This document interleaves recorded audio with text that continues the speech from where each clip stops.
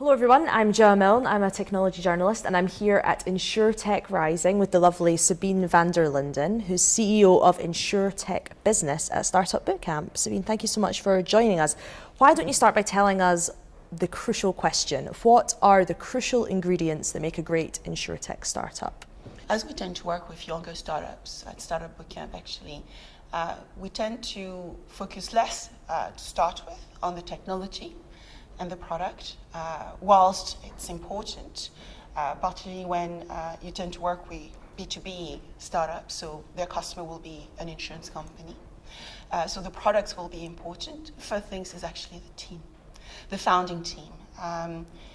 Being able to identify talent which has good leadership skill, being able to listen, because tech startups often do not want to,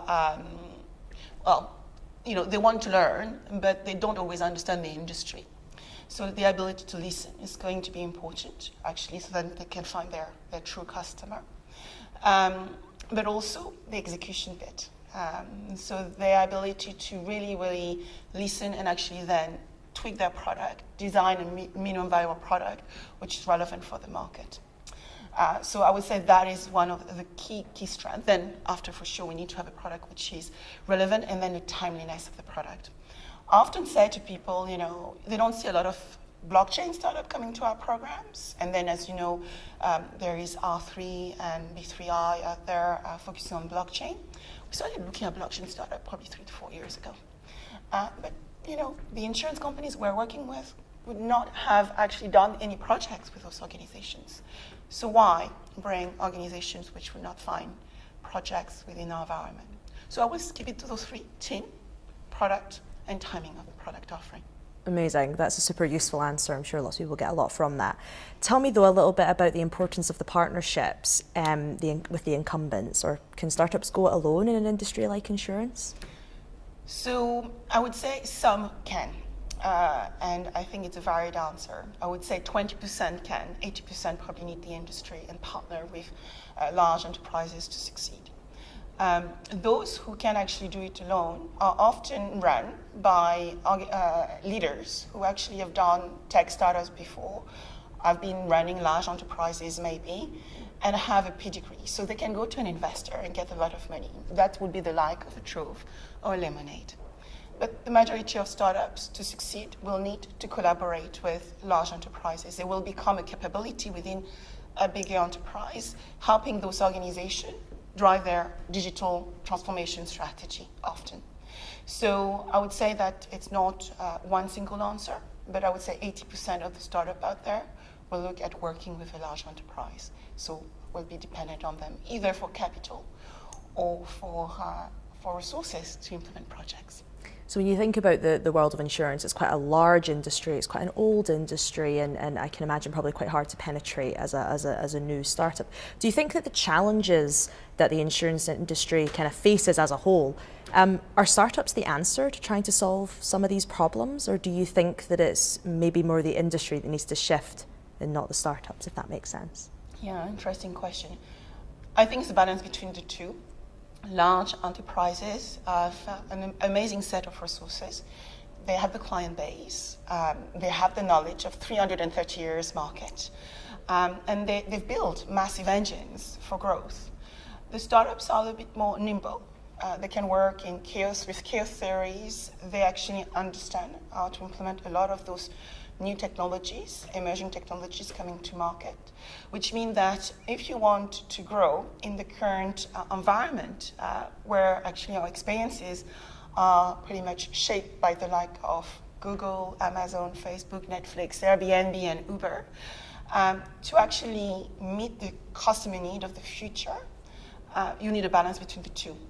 You need the large enterprise capability combined with the young business capability. So I would not say startup are the answer to everything. They are answers to some things, but they also definitely are impetus to change, to get large enterprises to understand that if they don't change, some of them will disappear. We have seen a lot of, as you know, Fortune 500, which have not met it during the past 50 years. Over 20%, only 20% of them now are left. So insurance companies need to look at that as well. Are you seeing any startups coming through that are trying to change the insurance model, or is it more startups creating tech solutions to almost make the process of doing insurance easier, that sort of incremental change? So when we started 3 years ago, most of the startups coming into the market were focused on customer engagement. They knew that insurers were crap at customer engagement, and I would say between 40 to 50% of the startups just focused on that layer, customer engagement. As technology learning got faster, those startups went down the value chain. So designing products, I call them product sliver. I'm going to focus on the freelancer, for instance. I am going to focus on the millennial, leveraging those digital experiences we have seen from the more digital tech companies. What you find is that I said tomorrow there will be far more focus on the business model and business model innovation. Mm-hmm. We're not yet there. We are focusing on product and value chain innovation right now. We're shuffling the value chain, but a lot of insurers are looking at how they can redesign their business model, and that's why some of them now are designing their own venture to actually see what is different in a startup-led or digital-led organization or venture vis-a-vis what they have on the shelf right now internally. And final question, you guys have just launched in Hartford. Tell us a little bit about the main differences between the European and the US insurance landscape. I would say that I guess there are three main ones, I think. I've noticed now working with our US corporate partners in the US.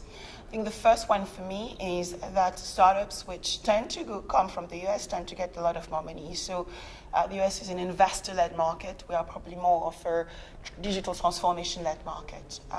Investors in Europe will want to see traction from a startup. They will want a real product before they invest in those startups.